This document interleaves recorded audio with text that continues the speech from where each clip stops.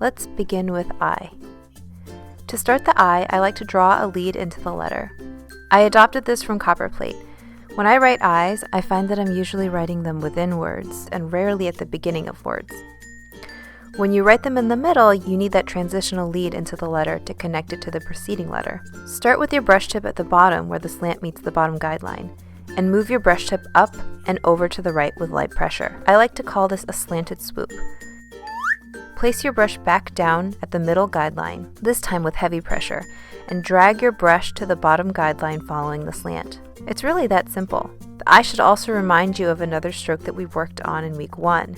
If you guessed letter A, you'd be correct. The only things that we are changing and adding onto the stroke is the lead into the letter and the dot.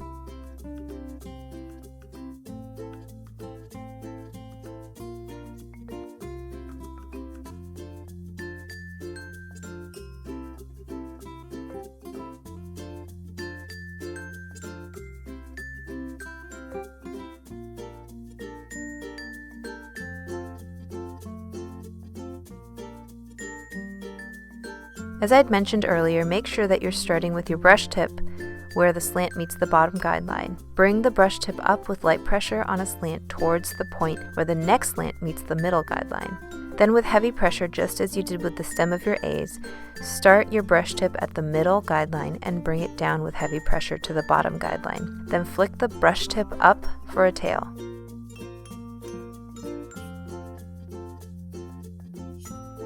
To dot the I, place your brush tip right in between the top and middle guidelines, move the brush down slightly and lift it off the paper quickly.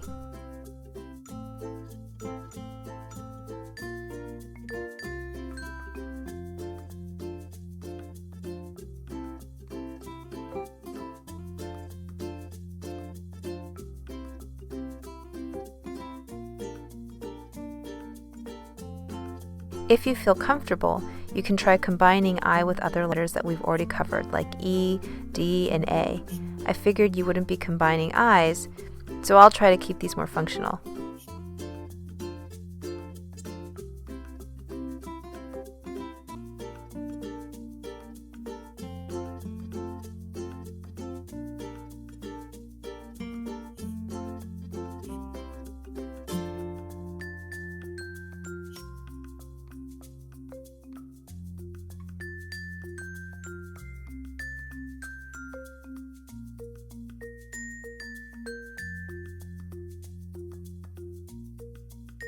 Next, we're moving on to J's. We're going to start our J's very similarly to the way we started I.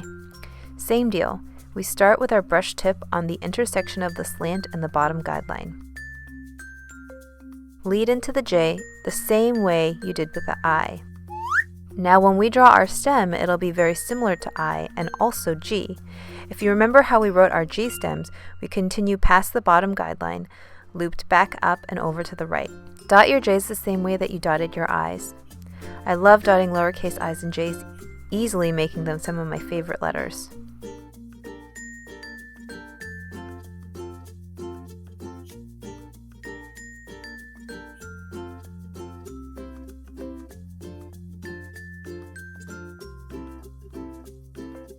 I'm going to sound like a broken record here, but we're going to start just the way we started our I's.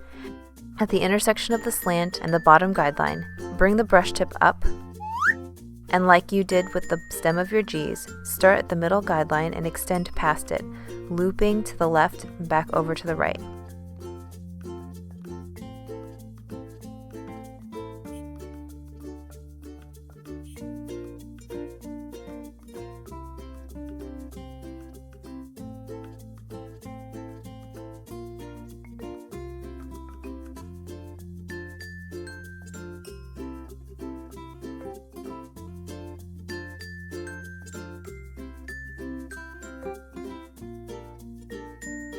Just like it was the case with G's, when you're connecting your J's with other letters, you want to leave the tail of the J up so it acts as a lead into other letters, rather than pointing it downward. In the same way, if you wrote AJ, the tail of the A would act as a lead-in for the J.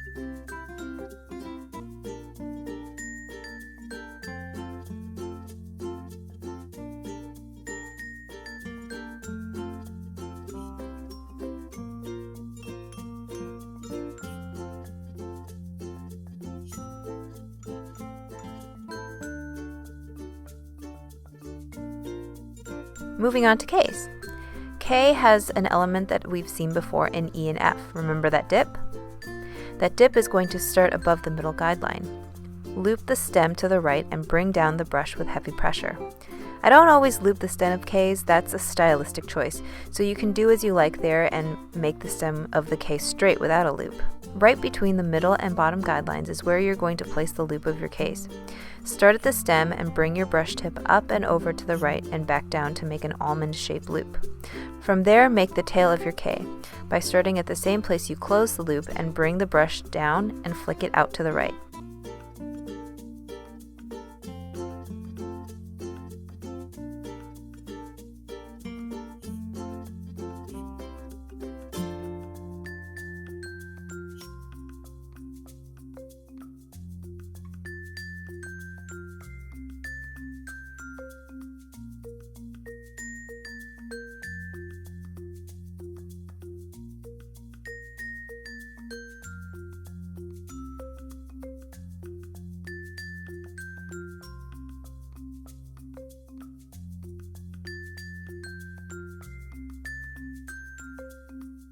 This will take some time. I even had a difficult time placing my K's. I placed my dip above or at or below the middle guideline. It doesn't really matter as long as you're connecting the K smoothly to the letter preceding it. You're going to want to use the slants as a guideline for how to slant your stems of the K's. Remember to make those loops of the K's below the middle guideline.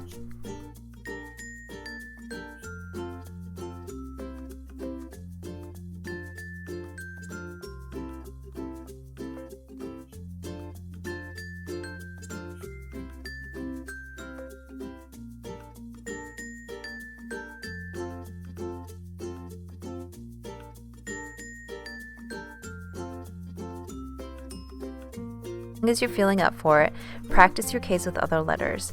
I realize now that I should have shown what it looks like when it's being connected to other preceding letters, but I'll try to showcase that more in the future.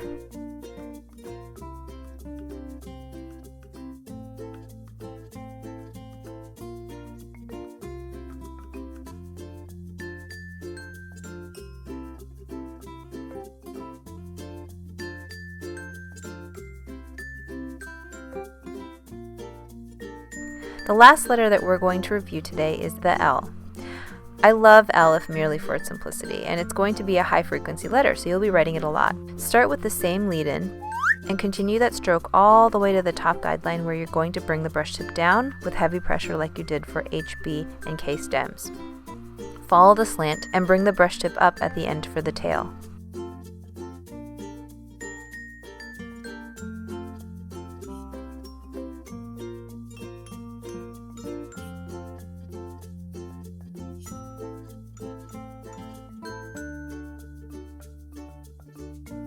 So technically L's are pretty easy, but you're going to find that the difficult part about lowercase l's is keeping it looking nice and uniform. The range of brush movement is a lot bigger because you're utilizing all that space between the top and bottom guidelines.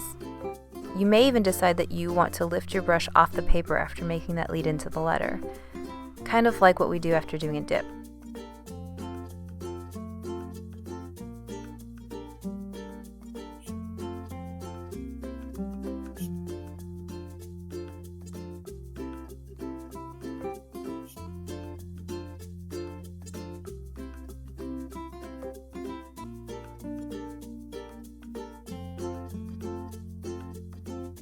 To connect L's, you're going to write it in the same way that we've been practicing. For the second L, the tail of the preceding L has already made that lead in, so you don't need to repeat that. Go ahead and make the loop starting from the tail and finish it out the way that you normally would.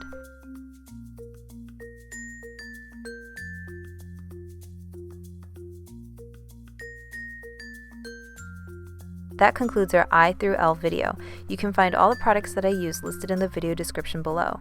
Subscribe to stay tuned for more lettering videos, and don't forget to sign up for my mailing list to download these calligraphy guide sheets if you haven't done so already.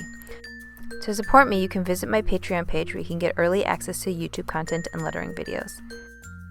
Thanks so much for watching!